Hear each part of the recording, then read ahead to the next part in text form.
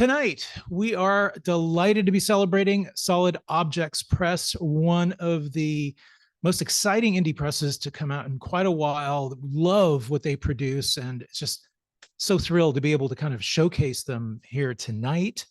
We have with us Elizabeth Robinson and Laura Mullen. We're going to begin with a small memorial for Tyrone Williams. And then Garrett Caples, who is the poetry editor of City Lights, will do the honors tonight. So.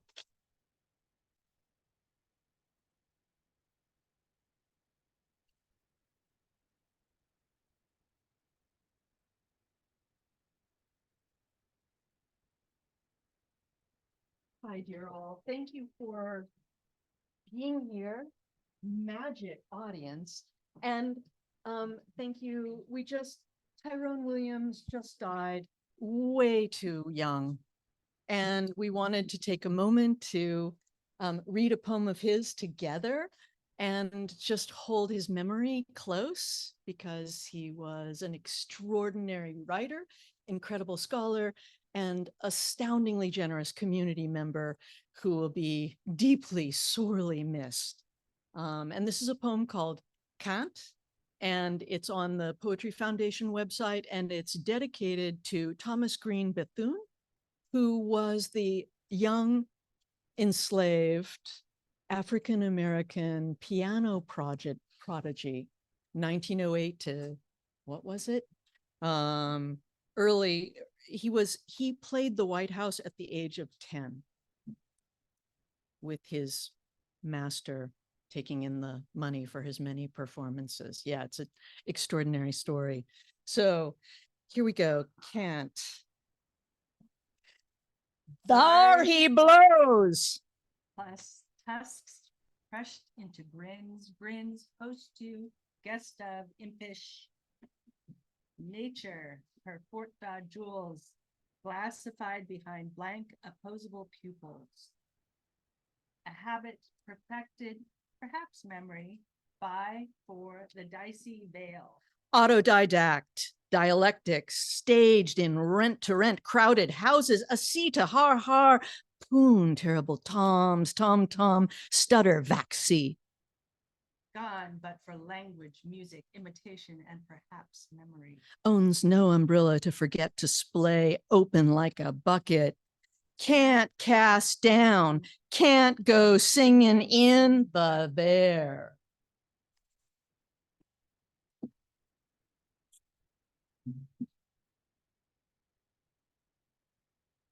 Thank you, Tyrone Williams.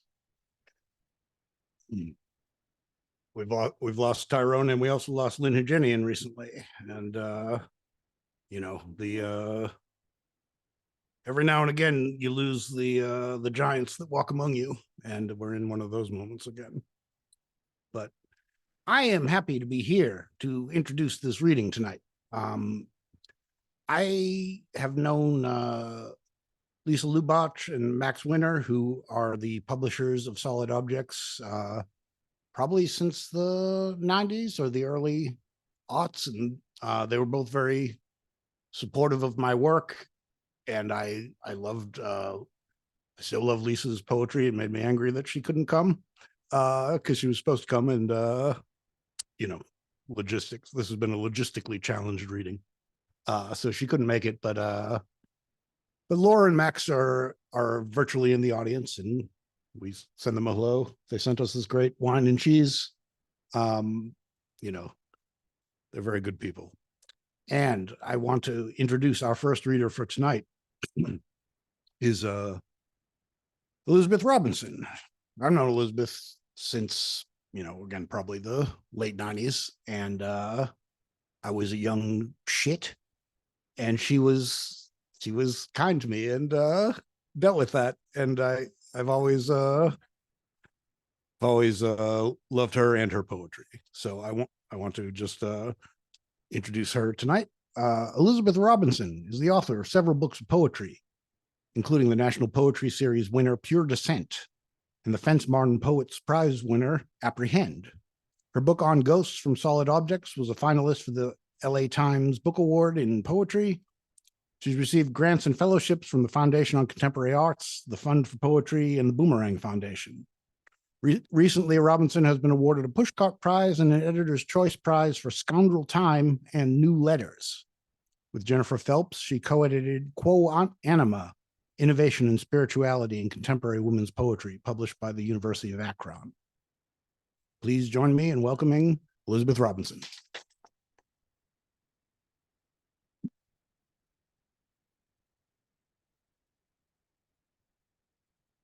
You were never a shit. You never were. So I'm going to read mainly from the manuscript that's been accepted by Solid Objects, but I'm going to start by reading one poem from this new book called Thirst and Surfeit that sort of looks at strange historical events that caught my attention. And then I'll end with a few poems from another book.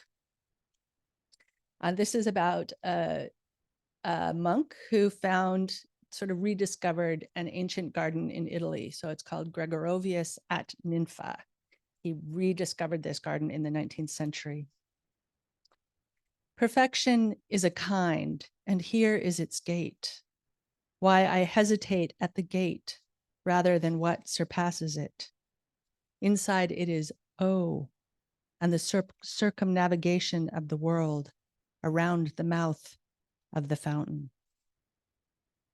That kind which occurs by nature is said to gesture. The gesture of the mouth clasps the gate from various location, the spurt from the interior, perfection of a kind as to be composed of disarray. This gesture returns to the mouth by the way of wilderness. Roundabout I would beckon to the gate, its shape in kind, a cup dipped in. Swelter and the perfect, this garden, circumspect to undo what makes discovery, as to have been the stave, the sound before morning, as this representative of a type. Not known to exist in the dark then.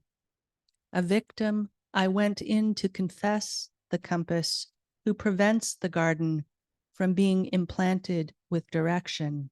I forget to circumlocute. What kind space cannot circumvent. And then the material from the book to be, I hope, from Solid Objects it's called Being Modernists Together. And I took a number of modernist figures. Sometimes they did, in fact, know each other, but often they did not. And so I paired them in conversations that I found interesting to me. And then I put little biographical blurbs between with sort of incidental biographical information. So I will begin with the blurbs for this one. Havelock Ellis was perhaps the first sexologist, a vocation that is ironic given that he was a virgin until the age of 32, at which time he married a woman who was openly a lesbian. His friends were bemused by his supposed sexual expertise as he suffered from impotence to the age of 60, when he discovered that he could become aroused at the sight of a woman urinating. Pamela Coleman Smith is the artist who produced the tarot paintings for the Rider-Waite tarot deck. Her painting of the Temperance card features an angel pouring fluids back and forth between two chalices.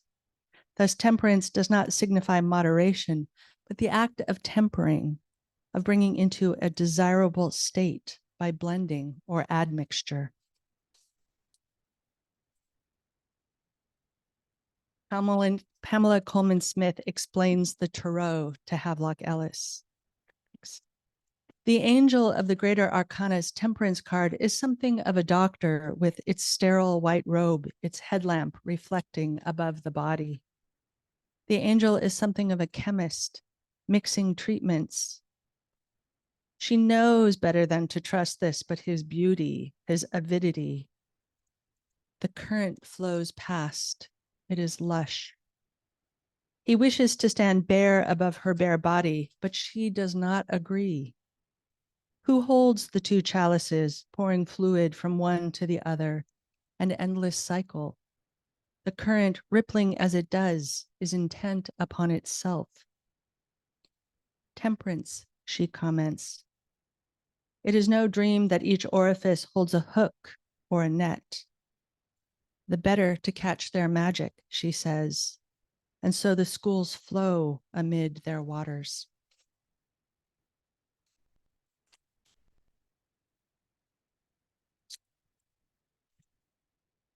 Aleister Crowley was an occultist who founded his own religion, Thelema, inspired by Rabelais. In 1900, he was forcibly ejected from the premises of the Golden Dawn by, among others, William Butler Yeats. His mother, fed up with his pretensions to divinity, paid him a call and left her card as the Countess of Cosmos. Nevertheless, a 2002 BBC poll ranked him as among the 72 greatest Britons of all time. I'll turn it back up to the poem.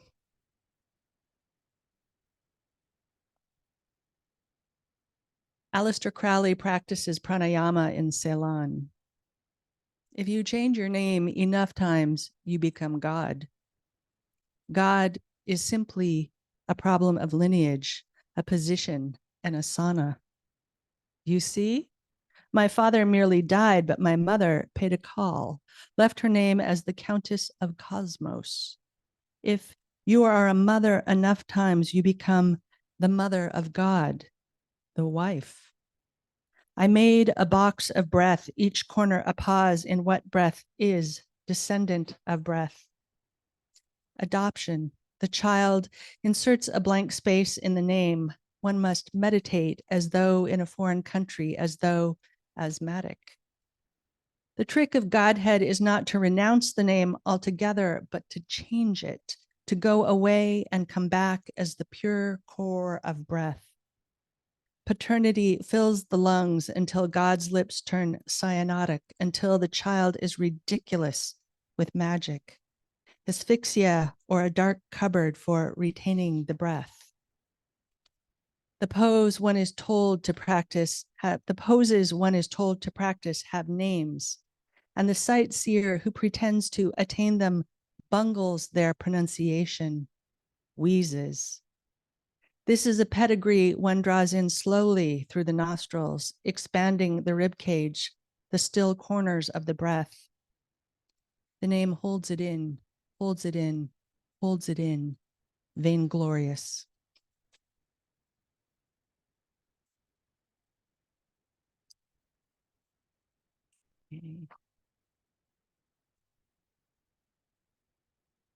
Writing about Keats, Amy Lowell said, "The stigma of oddness is the price a myopic world always exacts of genius."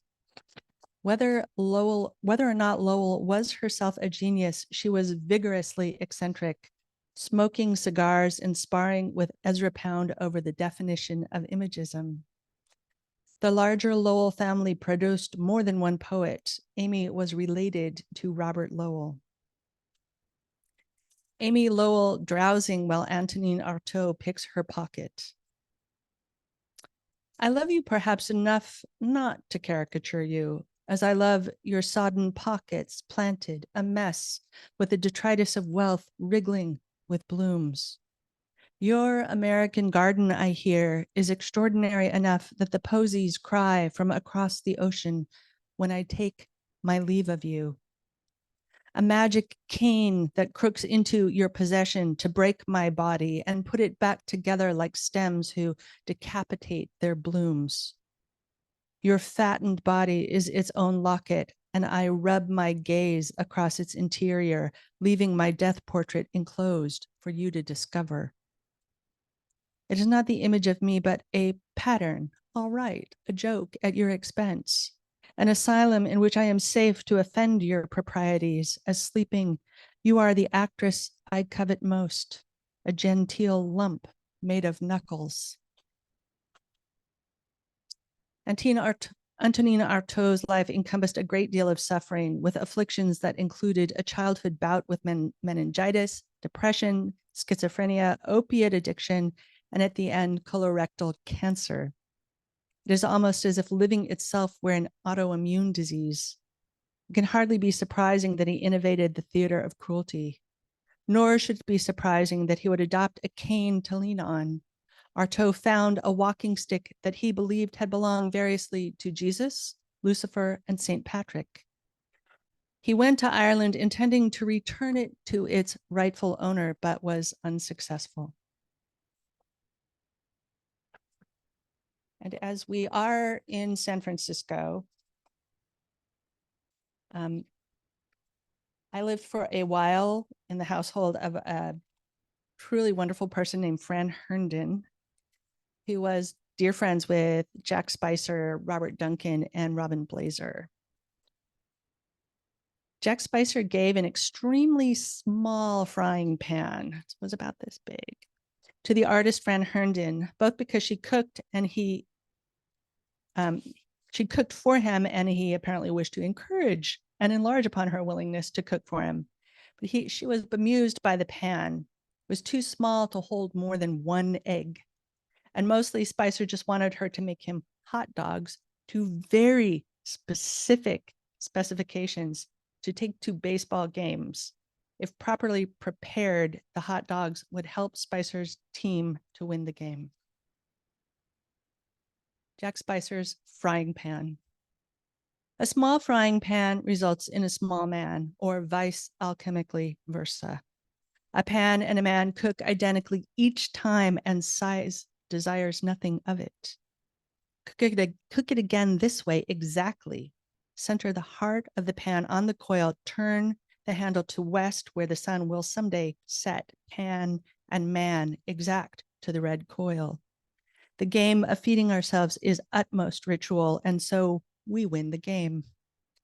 The smallest frying pan, like a pendant hung at your sternum, a brand on your breast, enlarging the want of it, the game of the want of it. The specimen in the pan with its magic handle set to the east, where someday the sun may rise, exactly as the eating proceeds. Red coil, exact, I said, exact.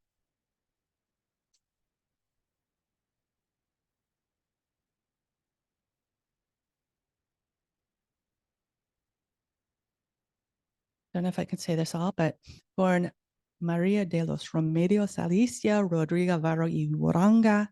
Remedios Varro was born in Spain, but fled to Mexico during World War II.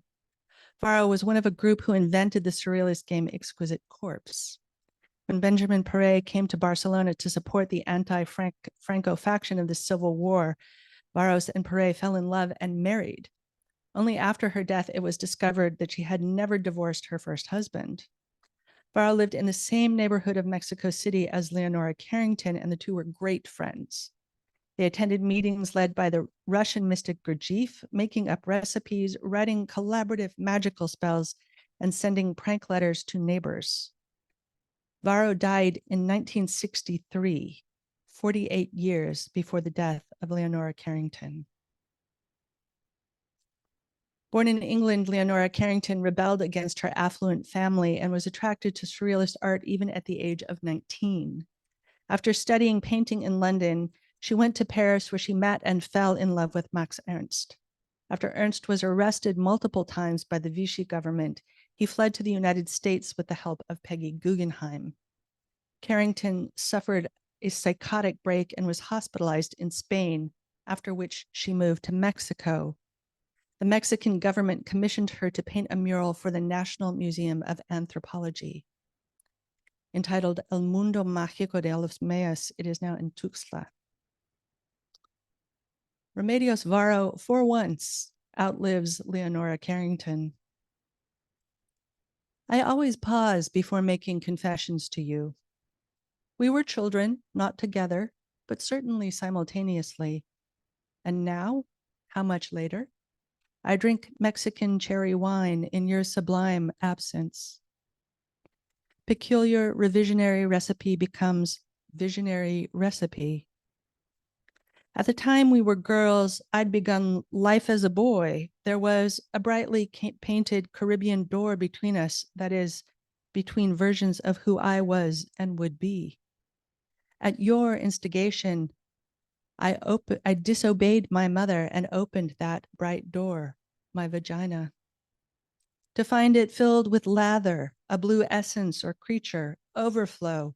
From that day forward, we played continuously as girls in the park, but a continent away from one another. Boy and girl, recipe and recipe. Tarantulas, axolotls, plumed serpents. It was all purple if it wasn't blue, an incursion one makes from oneself into the other, but not really, as if. Nopales, huipiles, regalos, and other such souvenirs of the loss of the homeland by which you understand perfectly. I mean the loss of one's birthed body. Before I died, and for the purposes of this narrative that occurred 73 years, a prime number after your demise, I had an urge to bathe. Setting a shower above my face, I rinsed it all away. Beneath me, suds rose prettily from the drain. More blue essence, possible perversion. This time I bent down and took it in through my mouth. Glowing foam. To eat is always visionary recipe. Meanwhile, the suds also covered my feet in silky slippers. How they clung. I was never prime, you, as ardent about living as I was about magic. Compromises are necessary. In the summer heat, creatures mistake my table for a door and they come to it. My practice is to open nostril, eyelid, lung, thigh, appendix, armpit. Blue inconsistency. This is what I advise. Sitting here tableside, I salute your longevity, its true friendship, and remove my periwinkle slippers so that my feet are forevermore released to the cool floor, their blue lips opening one on another. The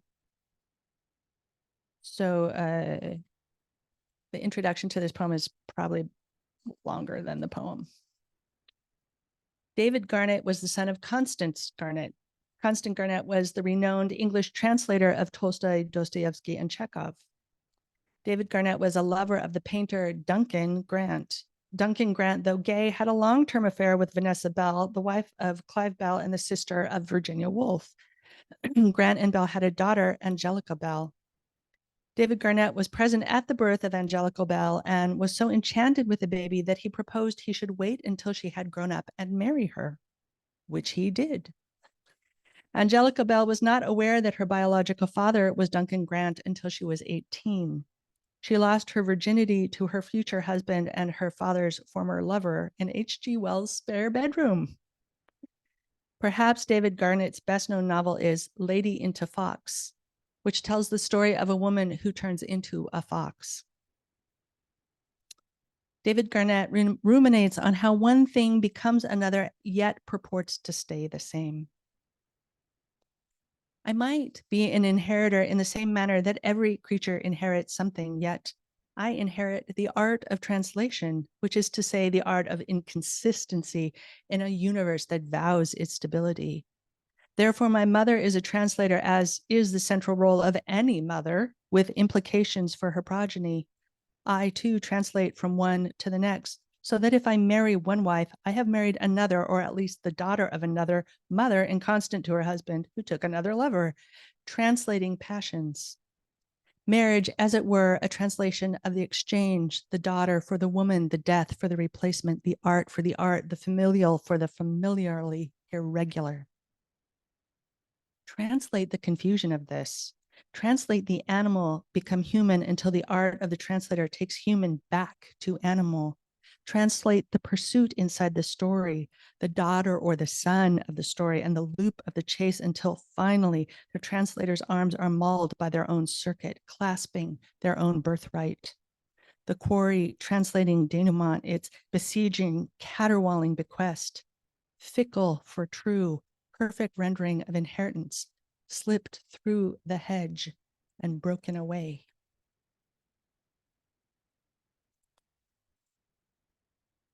I haven't looked at these for a long time, and I was serially in love with each of these people and had little kind of posthumous affairs with them.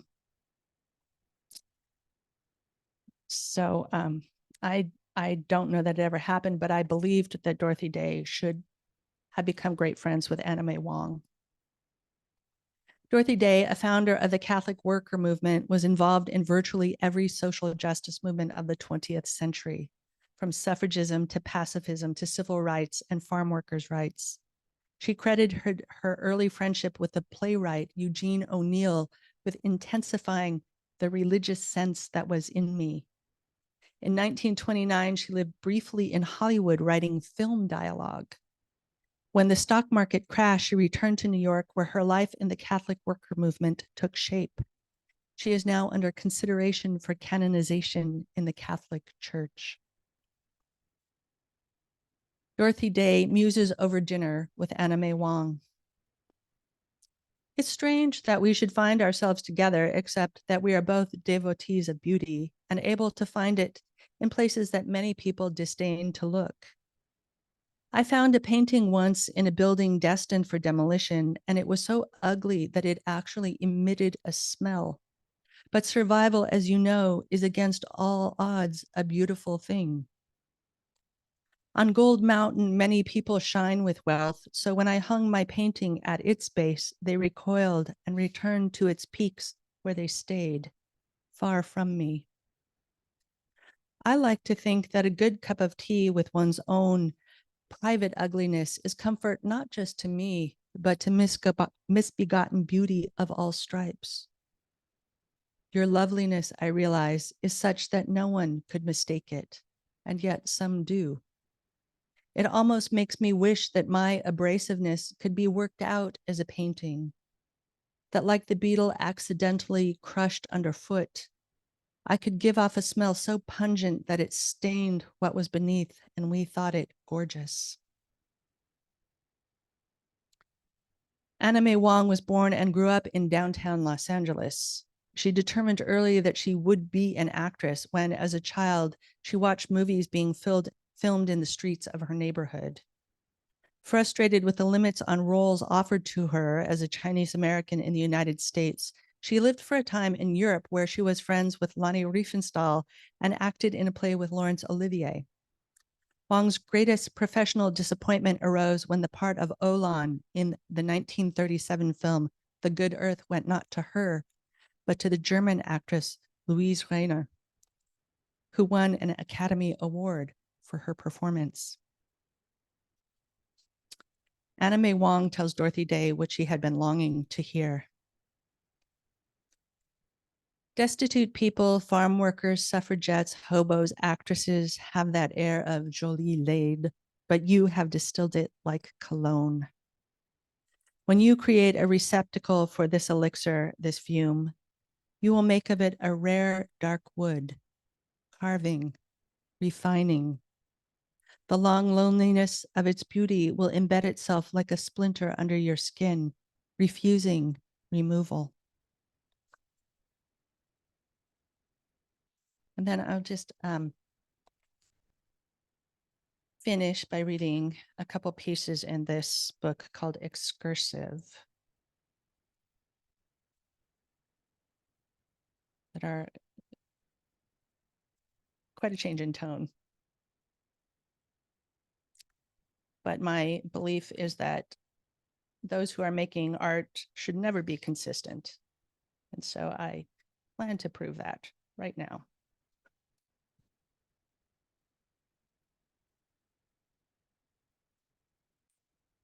And pages are not obeying me. On joy. Difficult to compass, joy. Characterized by its leakage, a hose pouring out onto hot pavement where water pools, is absorbed, evaporates, but is still cool underfoot. Whipping cream poured into bitter black tea as a milky mushroom cloud forms. the scent of used sheets being peeled off the bed. Joy's commitment to inconsistency, to tardiness, to dust, litter, long strands of fur on dark clothing. The pure tone of the backyard chimes when they collide with an unsuspecting forehead. The excess that is incidental, unbidden, a tiny bit painful, joy. That which gives itself up fully to the itch, scratching until it draws blood and the itch surrenders. Then the illuminated red blot as it clings to the skin and hardens almost to blackness. Thank you all so much. Thank you, Max and Lisa. Thank you, Laura. Thank you, City Lights.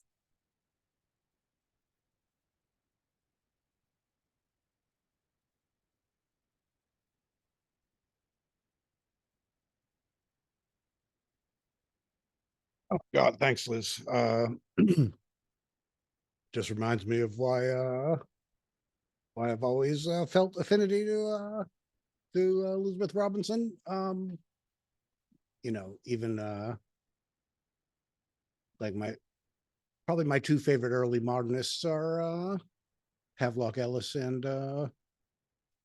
Pamela Coleman Smith. So that somebody thought to put them together is very meaningful to me. So I wanted to just show you this book called ETC by Laura Mullen. And I just wanted to show it off because Solid Objects, you know, the name is meaningful because they make really nice you know, solid books. And I think it was a great place for Laura's book to end up.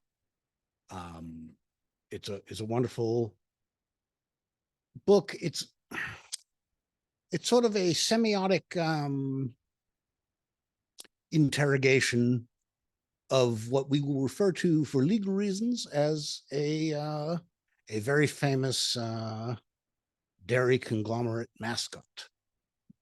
I think that's safe to say. And I actually looked at it when it was in manuscript, and I would have liked to publish it here, but I don't get to do everything I want to do. And it needed more than I could give it. And Solid Objects, again, is a good press to give it what it needs, because it needed more deluxe treatment. And it's a really beautiful solid object. So I'm very interested in the project, and I'm just thrilled to be here tonight, to be able to be part of this reading, because I really admired this book for a while. And Laura's an old friend. Laura Mullen's writing is alive to the shared work of meaning making and attentive to the unseen and unsaid. According to Fred Moten, Mullen's shapes shift, disappear like living but remain like lives, turn into new solids, solidarities of meaning, hard-edged lyric social work against loneliness. Her work has appeared in Court Green, the Bennington Review, and 1111 or 1111. And her poetry has been anthologized in collections from Norton, Wesleyan, and elsewhere. Her first book, The Surface, was a National Poetry Series selection, and her subsequent poetry collections and hybrid genre works have been published by the University of California, Future Poem, and Otis, among other presses. Her eighth collection, Complicated Grief, was published by Solid Objects in 2015. A CD of Jason Eckhart's setting of her poem, The Distance, This, is available from Mode Records. Mullen holds degrees from the University of Iowa and UC Berkeley. Her collaboration with composer Nathan Davis, A Sound Uttered, A Silence Crossed, had its premiere in La Jolla and has been performed at Notre Dame and Williams College. A collaboration with the artist John David O'Brien, Verge, is available. And her translation of Veronique Pitolo's Hero was published by Black Square Editions in 2019. Her ninth book, ETC, or Etset, was published in 2023 by Solid Objects. And it just, I can't say how much I admire this project, and I'm so thrilled to introduce to you Laura Mullen.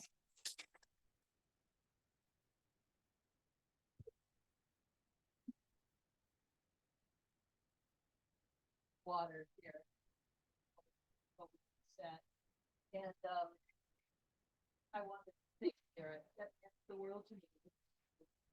Said that Garrett was a really important early reader of the book, and your sense of what it was and was encouraging and important. Among the other people I need to thank are my constant and forever editor, Carol Snow. We had a brief joke that I was going to call her Snarl Cow because the book is about a cow. But she's made every book I've ever made better, and she goes on doing that, and I bow down. I also want to thank D.A. Miller, who's in the audience, who I sent an early draft of the book to, and who was wise and kind enough to say to me, Laura, you don't need to be that afraid. Because I was very afraid. And then I get to thank my editors, Lisa and Max, who have been wonderful and made this gorgeous book. The cover, by the by, is a David Wojnarowicz. You turn it that way, and then you realize this is one of his murals from the Chelsea Piers, which no longer exists. And I liked it because it's like the title itself. It's either ETC or etc. It's either vertical, it's horizontal. Many, many thank yous to Solid Objects, and thanks to them for their generosity in bringing us wine and cheese to celebrate this great event. Thank you to Elizabeth. Rodrigo, darling, we hope you're getting well. We miss you. I'm just going to start at the starting of the book. And there's a man mentioned at the end of this poem, Archie Wright. He was a labor activist and helped to unionize dairy workers at a key moment. So the book opens with a poem called Sioux City Milk War. And actually, I'm going to read the epigraphs, which I never do, just to kind of locate us. Here are the epigraphs.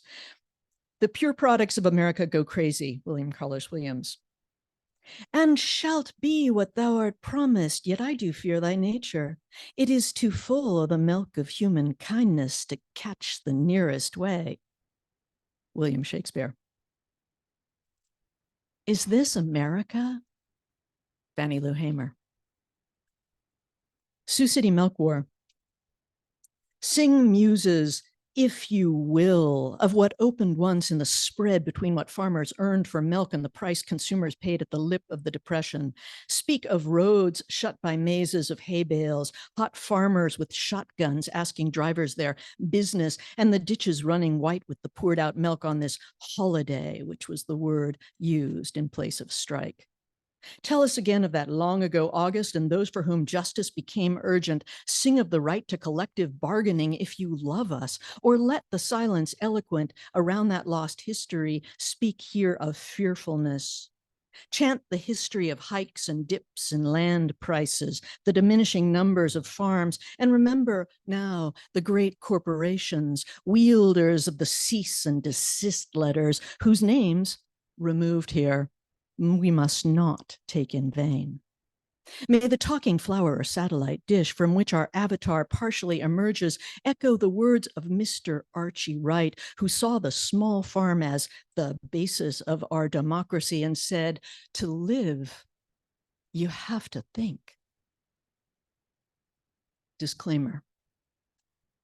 Elsie isn't my invention. Her father worked in advertising or urology, but everything, absolutely everything in these poems is purely imaginary, and any resemblance to real people, living or dead, is completely accidental. Even her laughter is a copy of a, my father collected art, she breaks in. I'm rich. He examined me down there. Yes, designed a better light. She lifts her legs high. He sees me.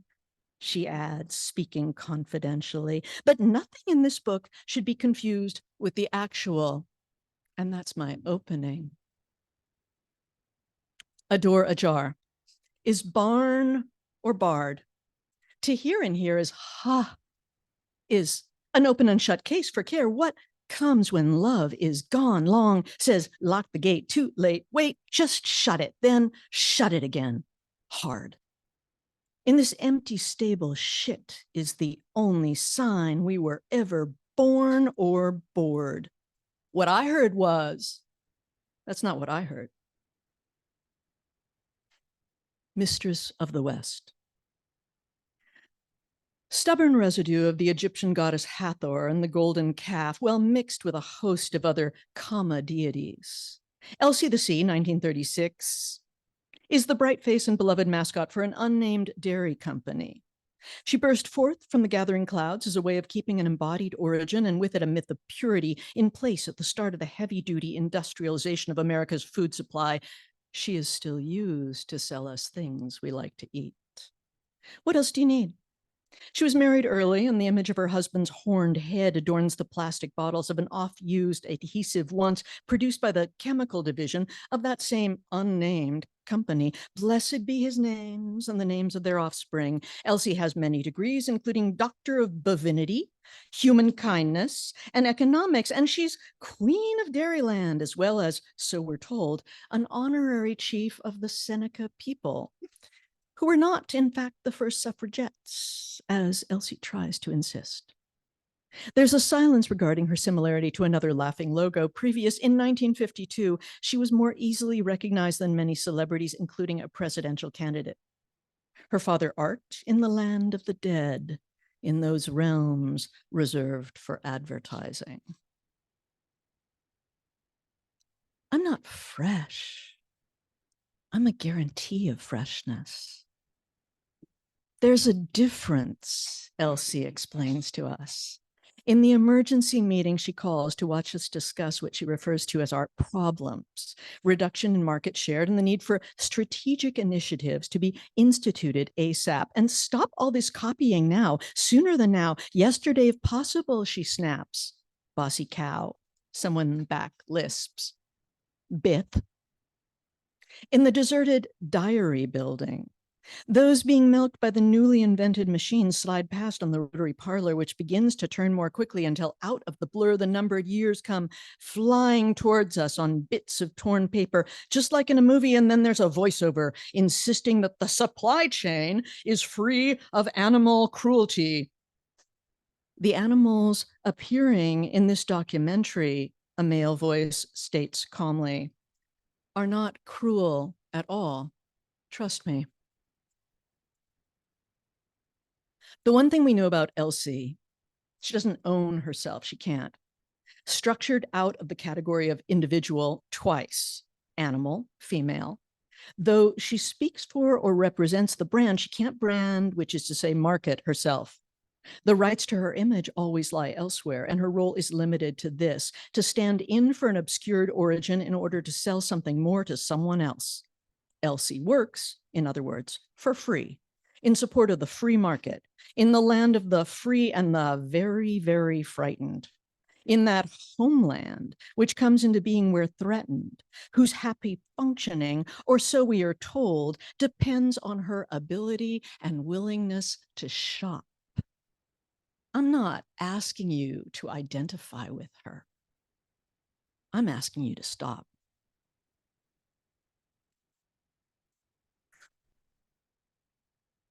Stop writing about me like this, Elsie says primly. You need to be sympathetic. Poems are for deepening our emotional capabilities. Yours are not impressive, by the by, seeming to be slightly less capacious than your bra size. Poetry is meant to lead you to love, she huffs, as if it were a drug, like morphine, which memorably once allowed me to feel the whole world was my friend, briefly. Let me think about that and get back to you. Elsie thinks that if I were writing correctly, I'd be married by now, or at least have better selfies. And I think A literature meant to help its author be interpolated into the larger marketing strategy is bound to be a very limited field of activity, right? But Elsie, who hates to be lectured to, as she puts it, is already turning away. Let me think, she says, about that and get back to you. She won't. She fixes her lipstick, adjusts her statement necklace of yellow daisies. I think it's a choker, actually, and fluffs her horns. Please, I hear her humming as she prances off and repeats it. Me, she adds, like I. Playing the Cow Palace. What my friend who lives on Elsie Street recalled of the Beatles concert she went to in San Francisco, or rather Daly City, is the sound which completely drowned out the singing of girls screaming and the smell, after the music was over and the crowds were filing away, of urine. Because so many young women wet themselves in a media-driven ecstasy of safe because hopeless desire for the cute boys in matching suits and haircuts, bringing back to the former colony a rollicking version of rhythm and blues. A music invented in America by the descendants of the enslaved, struggling to survive the murderous injustices the country was just beginning to face. Somewhere in there, 1966 or 67, I discovered that meaning could lead to, that repetition could lead to estrangement. I said the word milk to myself at night. Why? Over and over, and I heard it askew, oddly, heard it as if it were music, nonsense, or a mysterious word in a foreign language. What a weird syllable. Milk. Milk, milk, I murmured, trying to make the word come back to sense, but watching it like an escaped pet run further away, deeper into pure sound the more I called it. As I kept calling it, why had I ever thought it knew its own name, or thought it had a name, or thought I could name it? White streak up the empty field at dusk and across the street, over the train tracks, into the dark, pathless tangle of pine and scrub oak. Milk, milk, milk, milk, milk, milk. The mel extended, the K coming down with a fierce chop, and some other life starting there, where I was lying in bed and noticed, I'm always noticing things, the swell of my hip for the first time, raising the sheet, and thought at once, that is sexual. I am female, and that is dangerous. The noise all around me of sex beginning to be a code I would learn to use somewhat haltingly. My school, movies and television, my tutor, a pedophile, sex, sex, sex. And so my new life began, in which I was a confused and slow refugee in a mostly hostile country, America, a land where you were expected to pay one way or another for intimacy. Alien there, I still knew my name. I could tell you my father was Milk, my mother was Don't, and I was born on a dairy farm with my brother Bin, where we all told each other everything sooner or later, as truth was our only harvest, and our rich autumn was called D equals I equals V equals O equals R equals C equals E, and almost everything. From that time of my ripening, where my body became another border to be crossed, was set to the catchy tunes of the cute white boys who grew up in the slave port. Oh, I'll tell you something. I think you'll understand. In a station of the etc. I went to Collapse to study diary framing, and all I got was this beef shirt. Yeah. Elsie is a sacred being, like all of us. Not quite. When she appears in a halo of yellow flowers, it is both a representation of the industry and a vision of a reproducible cheap source of labor. She, the owned and endlessly owing body at work. Her productive capacity is astounding. She is both a guarantee of freshness and proof of the almost uncanny powers of plastic packaging. What does it mean to be fresh as a daisy, really? Watch this advertisement for a douche. Femininity itself is a great embarrassment. The C here stands for citation. Elsie evokes and elides our disgust through the trope of her naturalness, wearing nothing but an apron and those big false eyelashes. In the space that opens between the barn and the market, we come into existence, useless except insofar as we are the imagined audience for and producers of this, her greatest and most important manifestation on earth. She died for our sins, someone says earnestly, trying to hand me a pamphlet. No, I say no, I think that was someone else. If you cover or erase Elsie entirely, throwing a big white sheet over her, for instance, and then ask, "What is that?" I gasp. "At last." And then, "At long last." "Good heavens," I scream. My supervisor.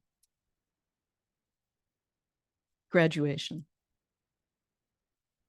The world shrinks to the size of a pea, no, the size of a pea hole. You have to believe it means so much to me, all tied up with a yellow ribbon. She gives you the long list of things you did wrong. Here's your degree. The world is squeezed to the size of a career center at some bumfuck nowhere state university. Congratulations.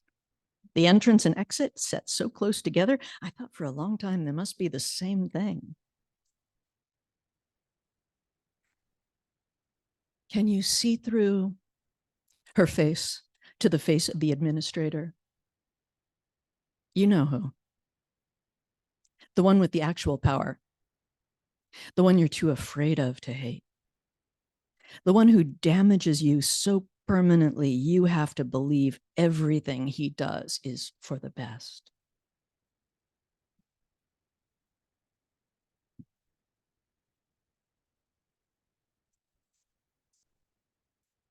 Archive. Here are the used glasses, each with its internal sheath of dried milk, like the milk glass first blown in Venice, an expensive, though no one really likes it now, antique. This version, an imitation, made by not ever fully rinsing the dirty ones, just putting them in the old whirlpool that doesn't clean any longer but still dries at high heat. Be careful. These are heirlooms, our history. Try not to scar or chip traces of tilt, fragile records of poor gulp, dunk, colonialism, splash, genocide, and spill, always with us, along with whatever it is we're drinking. The skin, its light, bitter whiff, we say instead of stink. See, here are the filthy glasses. Aren't they pretty? Lift them to your eyes, and the world goes.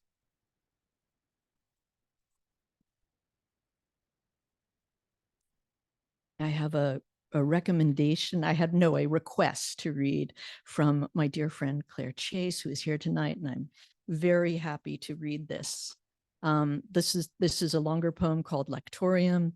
It's structured around Paul Celan's Todesfuge, and has an epigraph from Celan, "Death is a gang boss," and the poem is called Lectorium.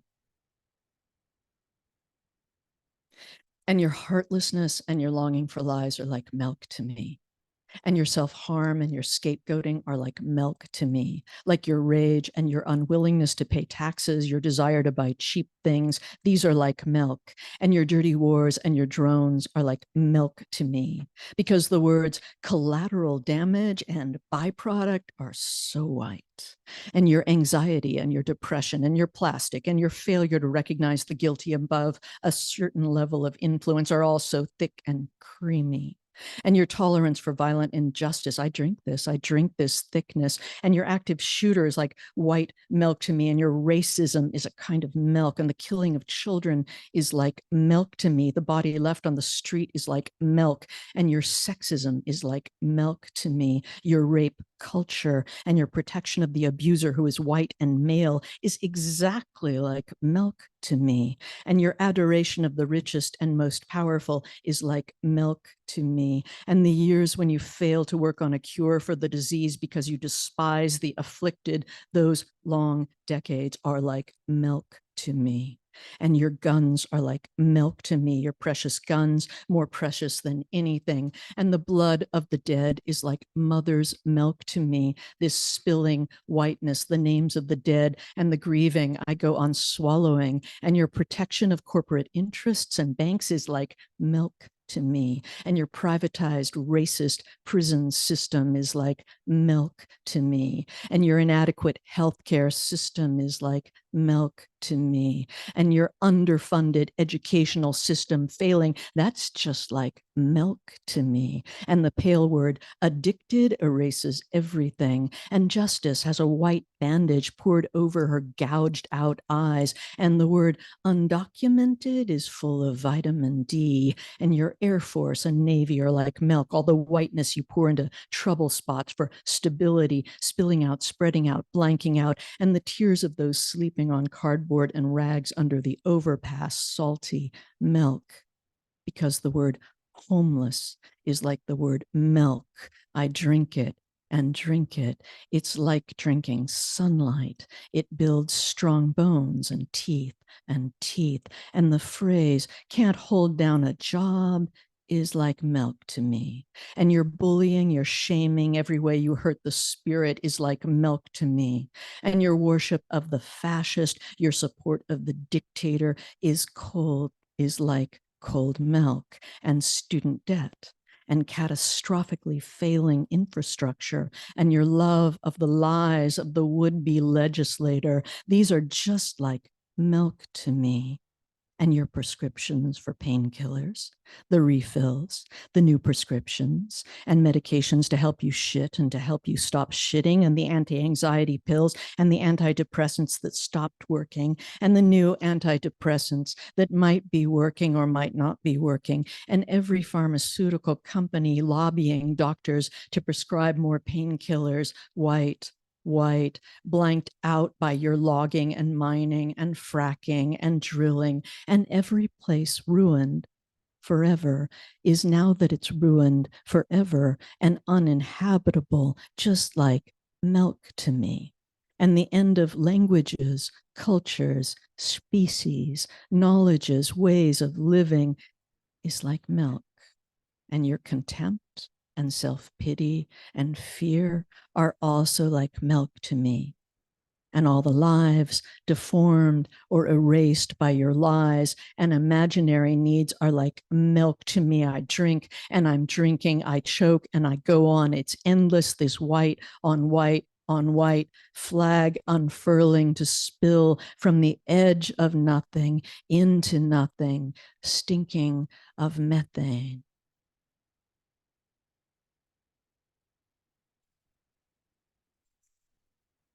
And I'll end with a short sonnet that mentions my father, who is in the hospital at the moment. So I wanted to end with this. Yeah. Good night, Moo.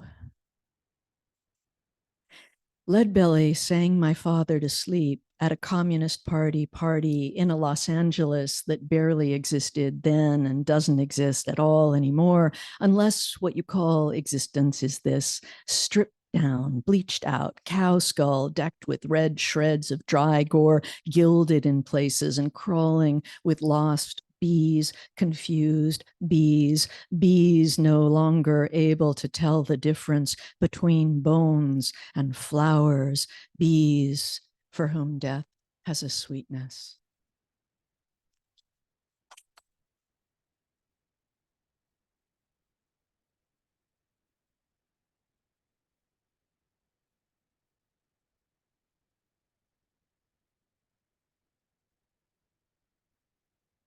Thank you all for coming. And thank you to Solid Objects for the wine and the cheese and the poets. And thank you to City Lights for hosting this event. Thank you very much.